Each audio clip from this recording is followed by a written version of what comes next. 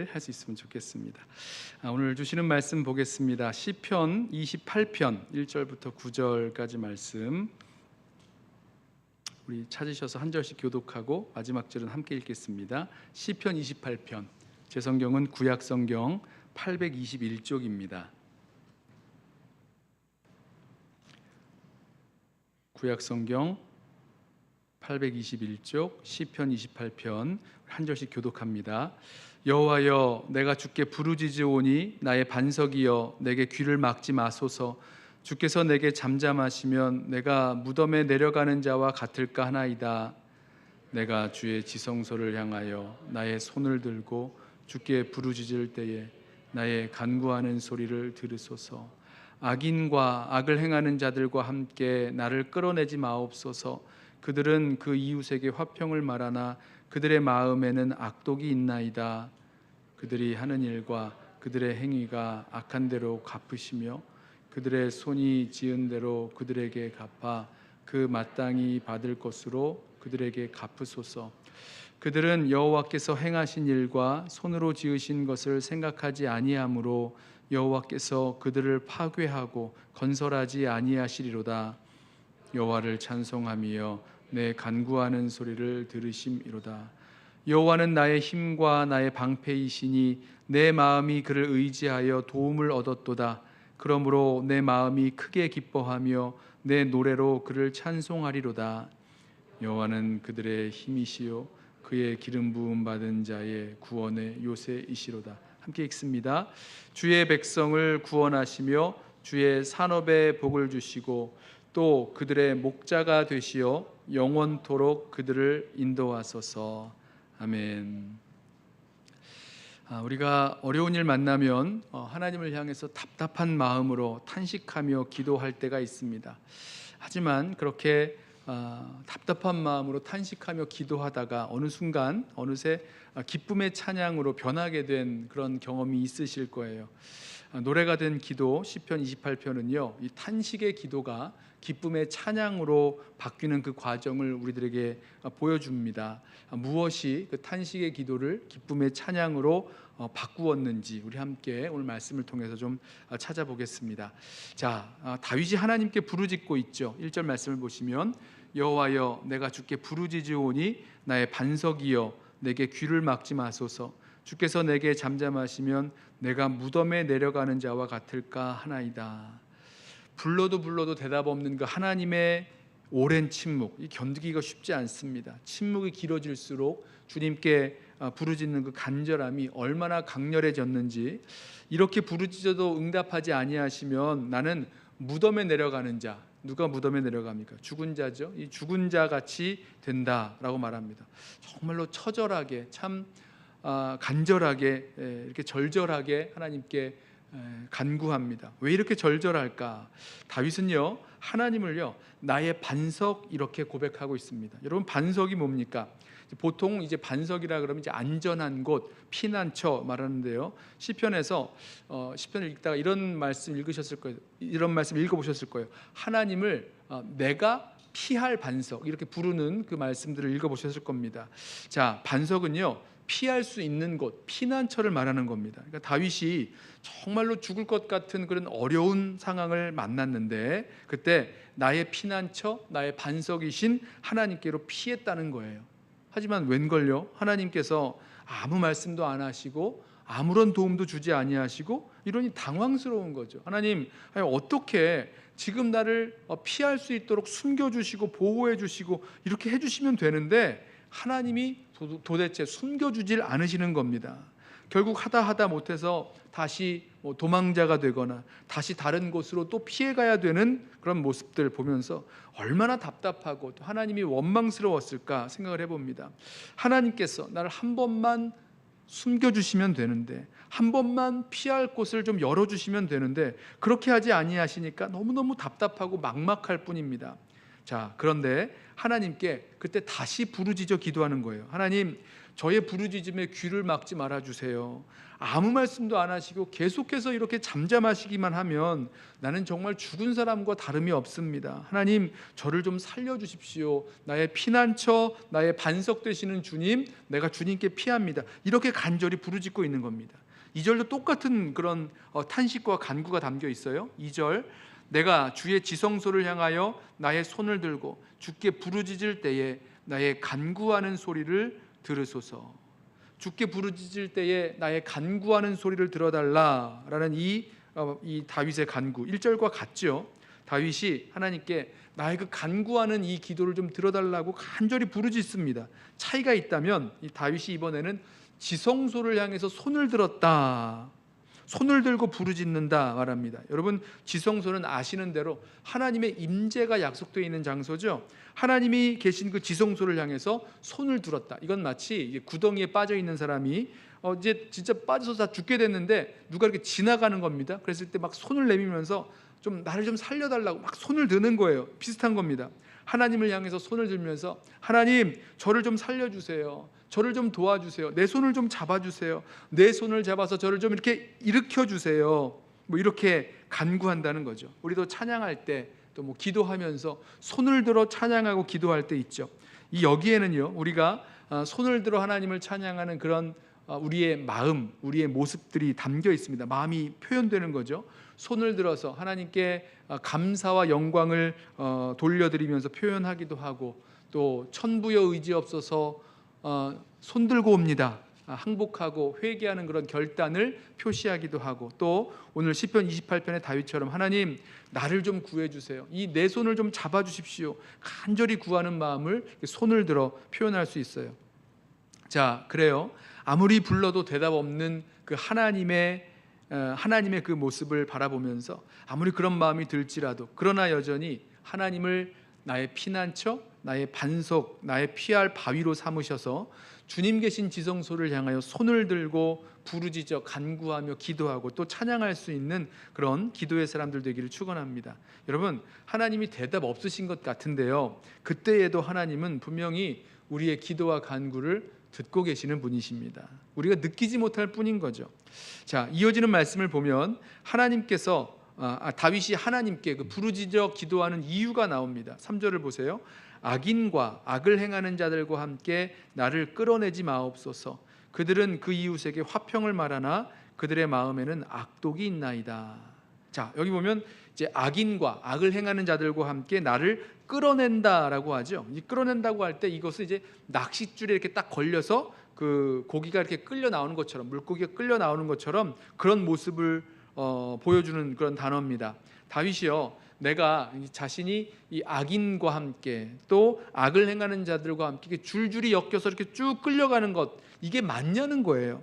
악인들이야 멸망받아야 하는 건 맞지만 내가 이렇게 악인과 같은 운명에 처해서 끌려간다는 것, 그렇게 하지 말아달라는 그런 간구입니다.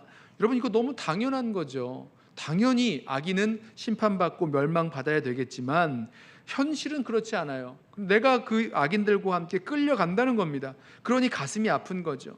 악인이 심판받고 처벌받는 것 당연하지만 왜 나까지 끌려가서 죽느냐는 겁니다. 하나님께서 그렇게 하지 않으셔도 된다라는 그런 호소가 깔려 있는 거죠. 악인들이 입으로는 평화를 얘기하지만, 화평을 말하지만 그 속에 있는 의도는 악독입니다. 이웃을 해코지해서라도, 이웃에게 해를 줘서라도 나의 유익과 만족을 위해서라면 어떻게 해서든지 나의 유익과 만족을 얻겠다, 이게 악독한 모습이죠. 자, 다윗은요, 하나님께서 이 악한 자들이 행한 대로 그대로 갚아주실 것을 믿고 있습니다. 그게 4절이에요. 그들이 하는 일과 그들의 행위가 악한 대로 갚으시며 그들의 손이 지은 대로 그들에게 갚아 그 마땅히 받을 것으로 그들에게 갚으소서. 자, 다윗이요, 하나님께서 갚으신다고 갚으소서 3번이나 반복하고 있죠. 그래요, 하나님은 어떤 하나님이시느냐, 어떤 하나님이시냐, 갚으시는 하나님, 갚아주시는 하나님이시라는 겁니다. 지금은 아무 일이 일어나지 않고 마치 그 악인들이 승승장구하는 것처럼 보이지만 그렇지 않다는 거예요. 그렇지 않습니다.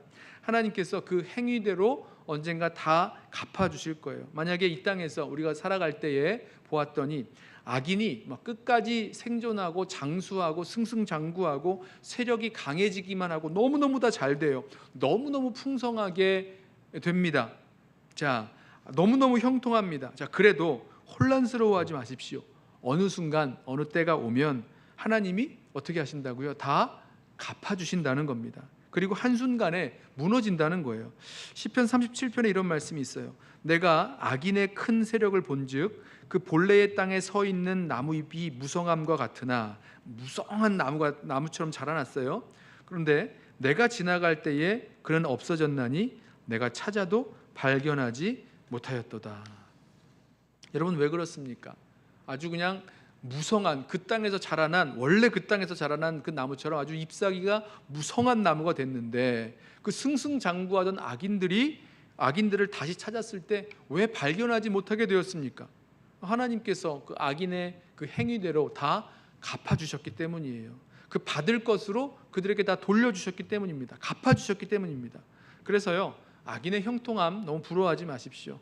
그냥 하나님 앞에 저렇게 진노를 쌓아가고 있구나, 이렇게 생각하셔야 돼요. 그러다가 어느 날 갑자기 멸망당하고 흔적도 없이 사라지게 될 것을 성경은 말씀하고 있습니다. 자, 5절을 보세요. 5절, 그들은 여호와께서 행하신 일과 손으로 지으신 것을 생각하지 아니하므로 여호와께서 그들을 파괴하고 건설하지 아니하시리로다. 자, 하나님께서 일을 행하십니다. 그런데 이 악인들은요, 하나님이 행하시는 그 일들을 생각하지도 않아요.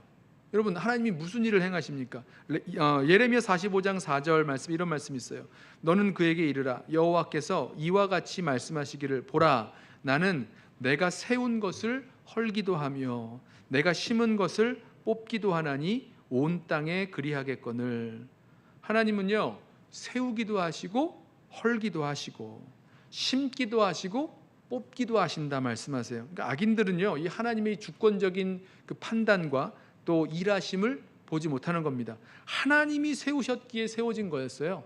하나님이 심으셨기에 자라난 거였습니다. 그러나 하나님께서 세우기도 하시지만 헐기도 하시고 심기도 하시지만 뽑기도 하시는 그 하나님이십니다. 자, 이 주권적인 판단 가운데서, 계획 가운데서 일하시는 그 하나님을 보지 못하고 믿지 못하는 겁니다. 모르는 겁니다. 그러니까 하나님이 무슨 일을 하시는지를 모르니까 그냥 자기가 열심히 하면 내가 하는 대로 되는 줄 알고, 내가 뭐 심으면 심기워지고 내가 뽑으면 뽑히고 뭐 이렇게 아는 거예요. 그렇게 알고 살아갑니다. 자, 그런데 하나님께서 이렇게 교만한 자들을 꺾으시고 파괴하신다는 겁니다.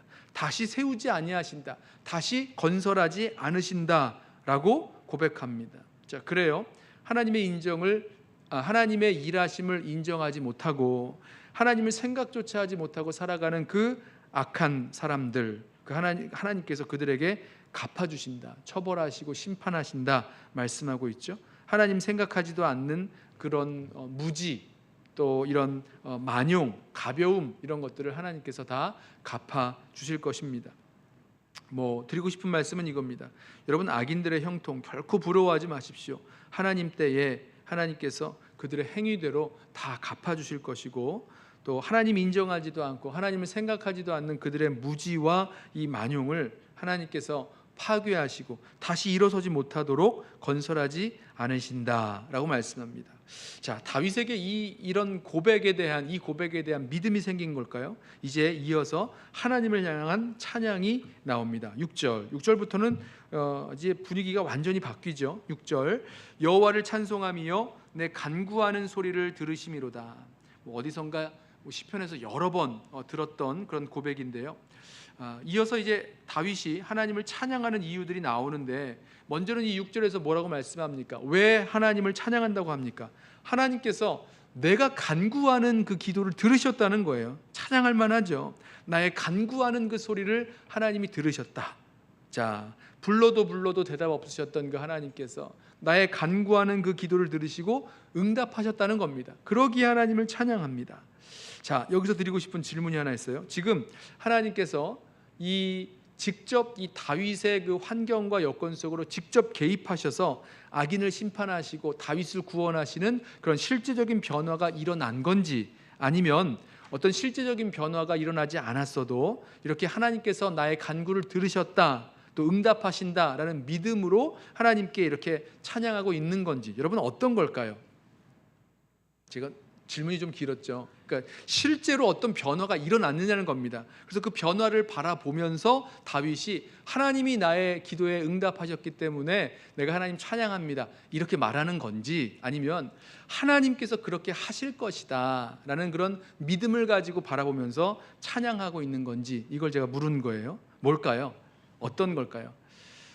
시편 28편이 구체적으로 대답하진 않아요. 하지만요, 우리가 기억할 것은요, 실질적인 그런 변화, 어떤 환경의 변화가 있어야지만 이런 찬양을 할 수 있는 것은 아니라는 사실입니다. 아직 눈에 보이지 않는 눈에 보이지 않는 그런 환경의 변화가 없다고 해도, 아니죠, 눈에 보이는 환경의 변화가 없다고 해도 믿음으로 바라보면서 찬양할 수 있다는 거예요. 하나님의 약속의 말씀에 대한 믿음이 우리들 가운데 들어오면 이렇게 찬양이 시작될 수 있다는 겁니다. 아직 언제가 될지 모르지만 하나님께서 하시겠다라고 약속하신 그 약속의 말씀을 믿을 때에 우리가 이렇게 믿고 찬양할 수 있는 거죠. 왜냐하면요, 7절에 보면 이렇게 말씀합니다. 내 마음이 그를 의지했다, 이런 말씀이 나와요. 7절, 여호와는 나의 힘과 나의 방패이시니, 아까는 뭐라 그랬습니까? 여호와를, 하나님은 나의 반석이다 말씀했는데, 이번에는 나의 힘, 나의 방패 이렇게 부르죠.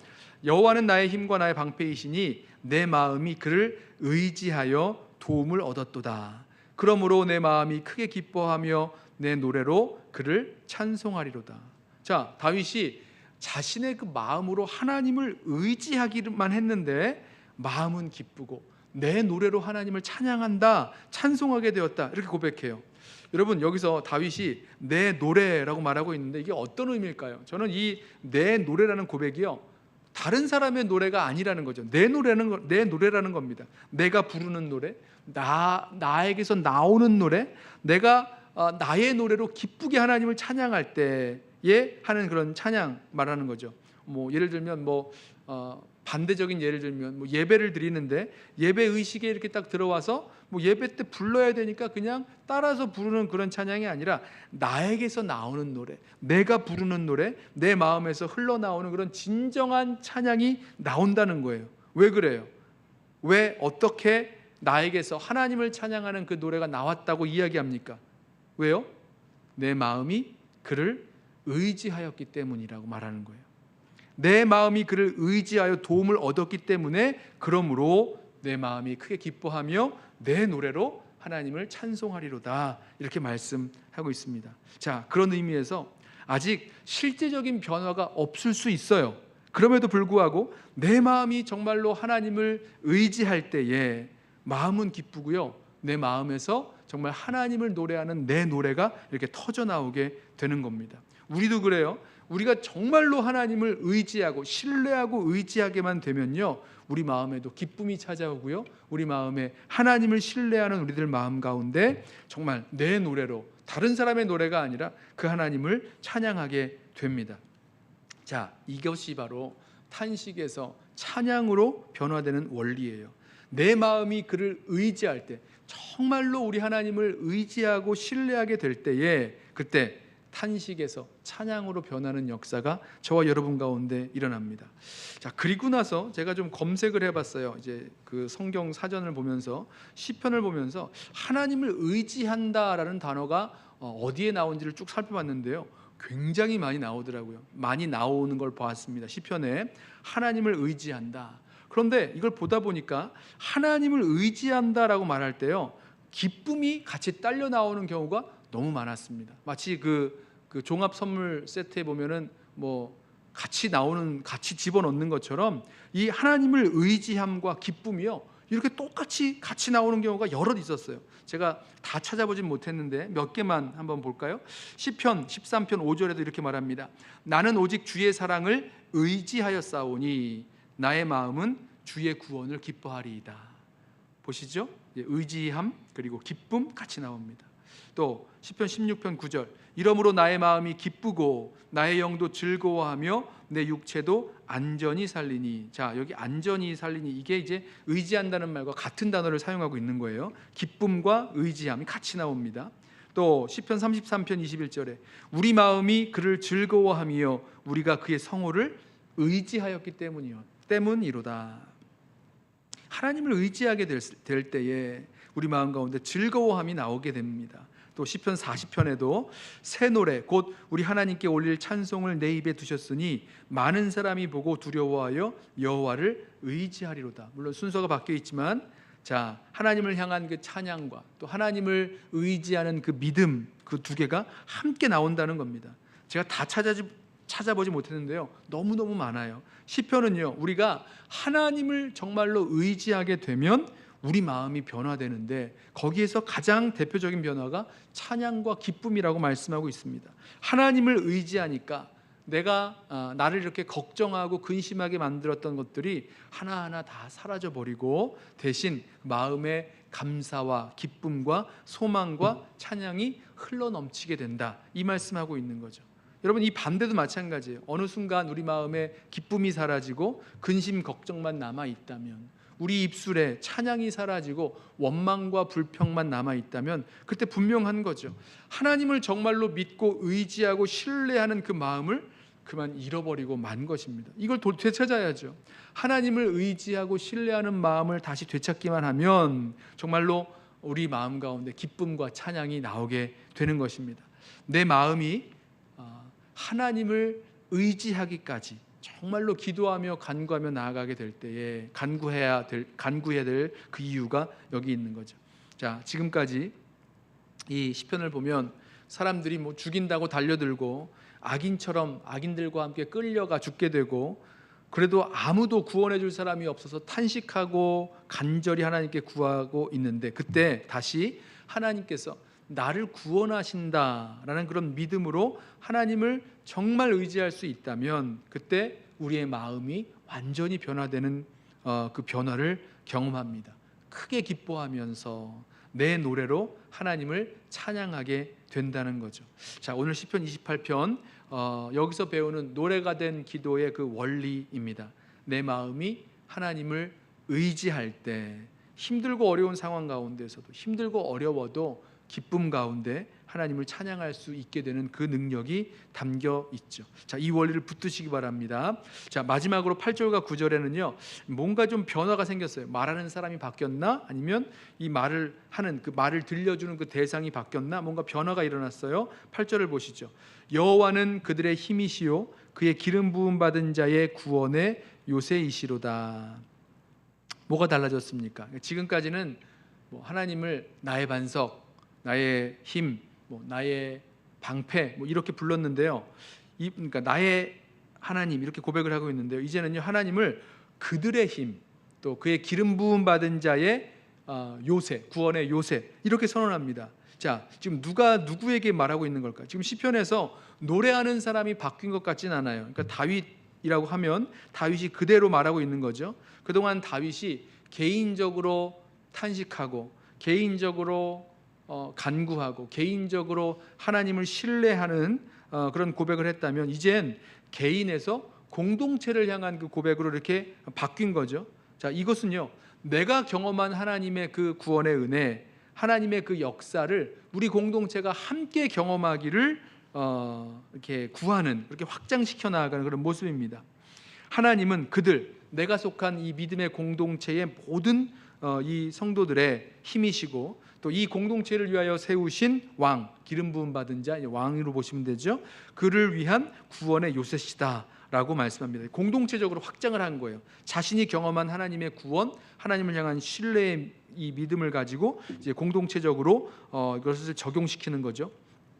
그리고 나서 이 공동체, 하나님의 백성을 위한 기도를 합니다. 9절이에요.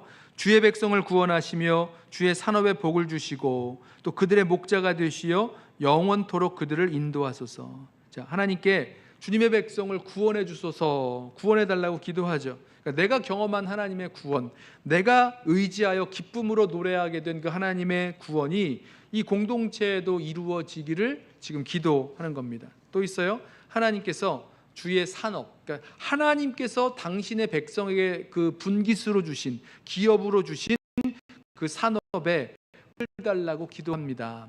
하나님께서 나에게 주신 그 사업의 그걸 그들에게도 주시기를 기도하고 있는 거죠. 그리고 하나님께서 그들의 목자가 되어 주셔서 그들을 인도해 달라고 기도합니다. 나의 목자 되신 주님께서 그들의 목자도 되어 주시는 것, 이렇게 기도하고 있는 거죠. 다윗이 시편 23편에서 여호와는 나의 목자시니 내가 부족함이 없으리로다라고 했던 그 고백을 이제 개인의 고백이었는데 이것을 이제 공동체적으로 확장시켜서 이제 하나님의 백성, 이 믿음의 공동체의 목자가 되어 주십시오. 그리고 목자가 되어 주셔서 이 백성을 인도해 주십시오라고 기도하고 있는 거죠. 자, 이 모습이 참 멋있는 것 같아요. 내가 경험하고 내가 만난 그 하나님의 구원, 하나님의 역사, 하나님의 그 은혜가 우리 공동체 모두에게 실제가 되어지고 현실이 되어지고 나와 같이 저들도 나와 같이 우리 모두가 하나님을 찬양하며 기뻐할 수 있기를 바라는 그런 기도와 간구가 되는 것입니다. 자신이 속한 믿음의 공동체를 향한 뭐라 그럴까요? 사랑의 마음, 이런 게 느껴지죠. 내가 경험한 하나님의 구원, 하나님의 사랑, 나뿐만이 아니라 우리 모두가 다 함께 경험하며 알게 하옵소서, 이렇게 기도하고 있습니다. 자, 오늘 말씀을 통해서 시편 28편을 통해서 노래가 된 기도의 그 원리, 우리 한 가지를 배웠어요. 탄식과 간구에서 어떻게 기쁨의 찬양으로 변화가 이루어지는가. 이유가 있었죠. 무엇이었습니까? 내 마음이 주를 의지하기 하였기 때문에 이런 변화가 일어났어요. 그리고 그래서 우리는요, 우리의 마음이 정말 주님을 의지하게 될 때까지, 그리고 내 마음에 주님을 향한 찬양과 기도와 기도가 나오기까지, 찬양이 나오기까지 정말 주님의 은혜를 구하면서 나아갈 수 있는 저와 여러분 되기를 원합니다. 그렇게 하나님 앞에 간절히 구하면서 나아갈 때, 그리고 우리의 마음이 주님을 의지하는 자리에까지 나아갔을 때에 이 놀라운 기쁨으로 찬양할 수 있는 변화의 역사가 저와 여러분에게 생겨날 줄로 믿습니다. 우리 함께 찬양